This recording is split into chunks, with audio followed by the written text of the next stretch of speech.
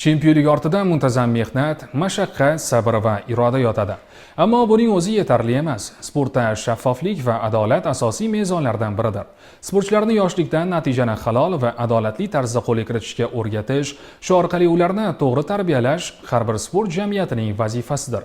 Shu bois O'zbekiston Milliy antidoping agentligi mutaxassislari yosh stol tennischilar bilan uchrashuv tashkil etdi.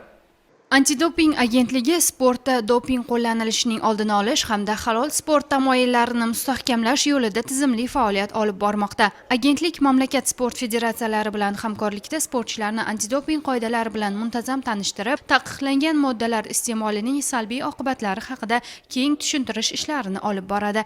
Navbatdagi targ'ibot tadbiri doirasida stol tennischilarimiz antidoping qoidalari bilan yaqindan tanishishdi. Tashkilot mutaxassislari O'zbekiston terma jamoasining 6 nafar sportchisi bilan individual suhbatlar o'tkazib, ularning savollariga batafsil javob berishdi. Suhbatlar davomida o'sha sportchilarga taqiqlangan moddalarni iste'mol qilmaslik holatlari va platformadan to'g'ri foydalanish bo'yicha tushuntirishlar berilyapti. Yildan yilga yangilanib boriladigan taqiqlangan moddalar ro'yxatida sportchilarni davolash yoki tiklash jarayonida qo'llaniladigan ayrim dori vositalar ham uchrashi mumkin. Shu sababli professional sportchi nafaqat mashg'ulot jarayonini balki iste'mol qilayotgan har bir mahsulot, dori vositasi, biologik faol qo'shimcha yoki oziq-ovqat tarkibini ham qat'iy nazorat qilishi zarur.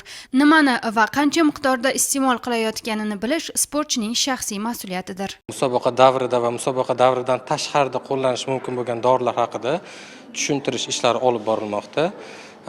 Bu tushuntirish ishlari terma jamoa sportchilarini o'zlari bilib bilmasdan har qanday dori vositalarini ichmaslikni va qo'llanmaslikni oldini olgan holda tushuntirish ishlari olib borilmoqda. Sportchi yillar davomida mashaqqatli mehnat, intizom va sabr bilan erishgan natijalar birgina taqiqlangan modda sabab bekor qilinishi mumkin.